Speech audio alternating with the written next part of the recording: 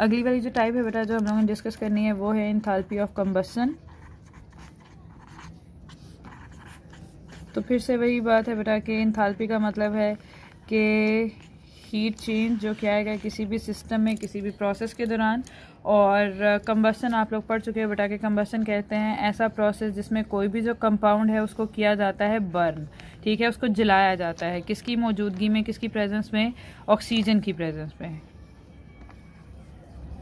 ऐसा प्रोसेस जिसमें ऑक्सीजन की मौजूदगी में किसी भी कंपाउंड को बर्न किया जाता है, ऐसा प्रोसेस क्या कहलाता है?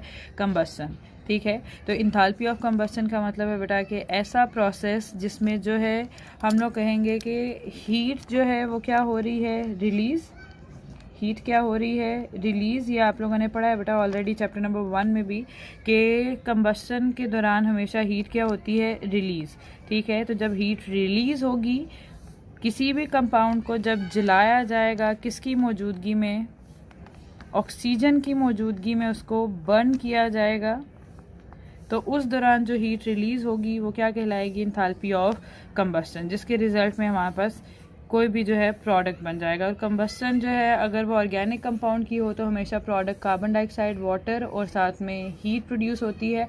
और अगर वो ऑर्गेनिक कंपाउंड की इनकम्प्लीट कंबस्शन हो तो जो प्रोडक्ट है वो कार्बन मोनोऑक्साइड या कार्बन ब्लैक बनता है, कार्बन डाइऑक्साइड नहीं बनता, और साथ में वाटर और साथ में हीट रिलीज़ होती है। तो अगर हीट रिलीज़ हो रही है तो इसका मतलब है प्रोसेस कौन सा वाला चला? एक्सो, जिसको हम लोग किससे रिप्रेजेंट करेंगे?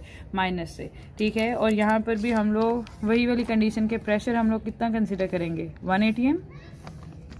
और जो टेम्परेचर है वो कितना कंसिडर किया जाएगा? 25 डिग्री सेल्सियस या फिर 298 केल्विन टेम्परेचर। तो एंथैल्पी ऑफ कंबस्शन जो है बेटा अगर हम लोग उसको डिफ़ाइन करें, मैं इसको दोबारा डिफ़ाइन कर देती हूँ प्रिसाइज करके कि एंथैल्पी ऑफ कंबस्शन क्या है? कोई भी ऐसा प्रोसेस जिसमें किसी भी कंपाउंड को ऑक्सीजन की मौजूदगी में जब जलाया जाएगा, बर्न किया जाएगा, तो उस प्रोसेस के दौरान जितनी भी हीट रिलीज़ होगी, जो हीट में चेंज आएगा, वो सिस्टम की क्या कहलाएगी? Enthalpy of combustion. और जो एंथैल्पी ऑफ कंबस्शन है बेटा हम लोग उसको रिप्रेजेंट करते हैं डेल्टा एच सी से। डेल्टा एच एंथैल्पी, सी जो है वो है कंबस्शन के लिए, यानी एंथैल्पी ऑफ कंबस्शन, ठीक है। और इसका भी जो यूनिट है बेटा वो लिया जाता है किलो जूल पर मोल।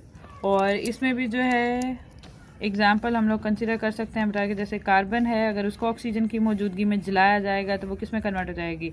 कार्बन डाइऑक्साइड में। और इस दौरान जो हीट रिलीज़ होगी वो क्या कहलाएगी? एंथैल्पी ऑफ कंबस्शन, जो कि है बेटा -393.7 किलो जूल पर मोल, ठीक है।